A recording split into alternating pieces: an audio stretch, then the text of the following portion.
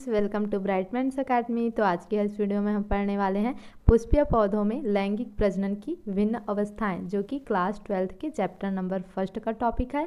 और ये जो चैप्टर है वो है पुष्पीय पादपों में लैंगिक प्रजनन, sexual reproduction in flowering plant. तो लैंगिक प्रजनन कौन कौन सी अवस्थाओं में पूरी होती है, उसी के बारे में हम इस वीडियो में पढ़ने वाले हैं। तो चलिए शुरू करते हैं। पुष्पीय पौधों में लैंगिक जनन जो है मुख्य रूप से 4 चरणों में पूरा होता है, और यह प्रक्रिया युग्मकों के बनने से लेकर के बीज और फल के निर्माण तक चलती है। लैंगिक प्रजनन को हम 4 स्टेप्स में पढ़ सकते हैं। तो पहला स्टेप क्या है? पहला स्टेप है युग्मक जनन, दूसरा है परागण, तीसरा है निषेचन और चौथा है भ्रूण परिवर्धन। तो इन चारों चरणों को ही पूरा करने के पश्चात किसी पुष्पीय पादप में जो है लैंगिक जनन की प्रक्रिया क्या होती है? पूरी होती है, और फल और बीज का क्या होता है? निर्माण होता है। तो चलिए समझते हैं इन चरणों के बारे में कि ये चरण क्या क्या है और इनमें क्या होती है। तो सबसे पहले हम समझेंगे युग्मक जनन, जिसको गैमेटोजेनेसिस कहा जाता है। और गैमेटोजेनेसिस का मतलब होता है कि इसमें गेमेट का क्या होगा? फॉर्मेशन होगा। तो इसका महत्व और परिभाषा क्या है उसको पहले समझते हैं।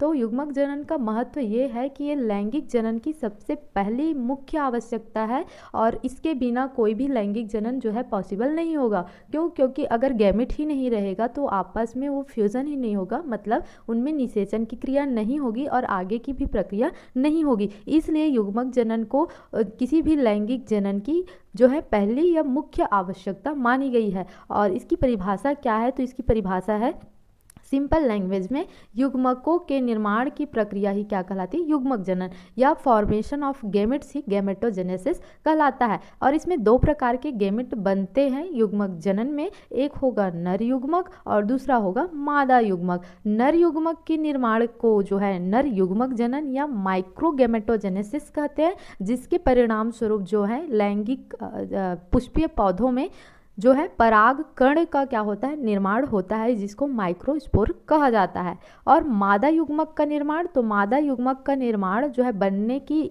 प्रक्रिया को मादा युग्मक जनन या मेगा गैमेटोजेनेसिस कहा जाता है। और मेगा गैमेटोजेनेसिस के परिणाम स्वरूप ओव्यूल का क्या होता है? फॉर्मेशन होता है। और ये क्रिया कहाँ होती है? बीजांड के अंदर होती है। बीजांड कहाँ पर होता है? बीजांड होता है अंडाशय के अंदर। तो ये जो प्रक्रिया है, पहली प्रक्रिया किसी लैंगिक जनन में युग्मक जनन का होना, जिसमें नर युग्मक और मादा युग्मक का क्या होता है? निर्माण होता है। उसके बाद लैंगिक जनन की दूसरी क्रिया होती है, जिसमें युग्मकों के निर्माण के बाद परागण की क्रिया होती है। मतलब जो नर युग्मक पराग कण बना था उसका मादा के पास या मादा जनन अंग के पास पहुंचने की क्रिया होती है। तो इसकी परिभाषा क्या है?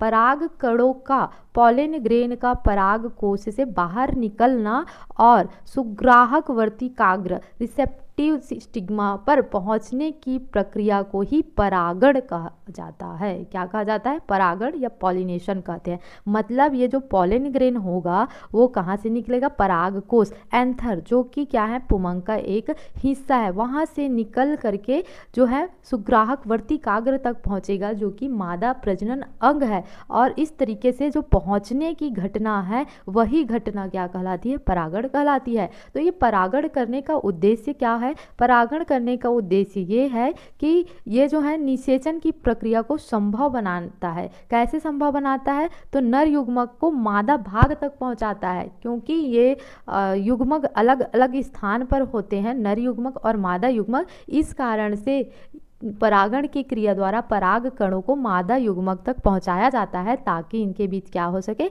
निषेचन की क्रिया जो है पूरी हो सके। तो ये जो परागण की क्रिया है दूसरी प्रक्रिया होती है लैंगिक जनन में। अब जो देखेंगे वो क्या है? तीसरी प्रक्रिया, जो कि है क्या? निषेचन। अब यहाँ पर युग्मकों का भी निर्माण हो गया, परागण की भी क्रिया हो गई। अब जो है युग्मकों के बीच क्या होगा? संलयन होगा, और इसी संलयन की प्रक्रिया को ही क्या कहते हैं? निषेचन कहते हैं। तो परिभाषा कैसे लिखेंगे?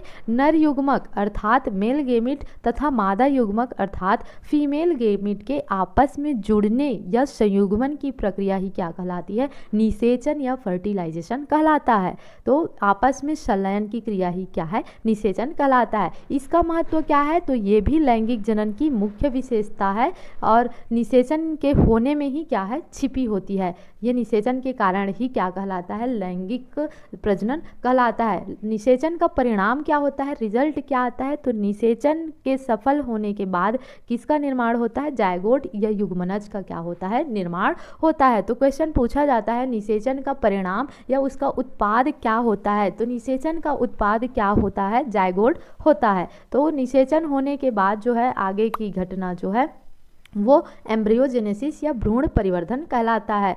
सबसे पहली चरण में युग्मकों का निर्माण हुआ जिसको युग्मक जनन कहे, उसके बाद परागण की क्रिया हुई, परागण की क्रिया के पश्चात निषेचन हुआ, अब निषेचन के पश्चात क्या होगा, भ्रूण परिवर्धन, जो जायगोट बना है उसका विकास होगा। परिभाषा क्या है, निषेचन के उत्पाद मतलब कि क्या होता है, जायगोट से जो है एम्ब्रियो या भ्रूण बनने की क्रिया को ही भ्रूणोद्भव या भ्रूण परिवर्धन या फिर इसी को एम्ब्रियोजेनेसिस कहते हैं। भ्रूणपोष का निर्माण भी होता है इसके बाद। तो एंजियोस्पर्म में जो आवृत बीजों है उसमें भ्रूण के विकास का के साथ साथ भ्रूणपोष का भी निर्माण होता है जो कि भ्रूण को क्या करता है, पोषण प्रदान करता है। तो इस तरीके से जो है लैंगिक जनन होता है और फल और बीज का क्या होता है, विकास होता है। भ्रूण निर्माण के दौरान ही बीजांड जो होता है किस में बदल जाता है, बीज का रूप ले लेता है और जो अंडाशय होता है वो क्या हो जाता है, फल में तब्दील हो जाता है, बदल जाता है। तो यही जो प्रक्रिया है क्या कहलाती है, लैंगिक प्रजनन कहलाती है, जो कि 4 चरणों में पूरी होती है। हमने इस वीडियो में पढ़ा। अगर आपको ये वीडियो अच्छा लगा है तो वीडियो को लाइक करें और चैनल को जरूर सब्सक्राइब करें। Thanks for watching. मिलते हैं नेक्स्ट वीडियो में।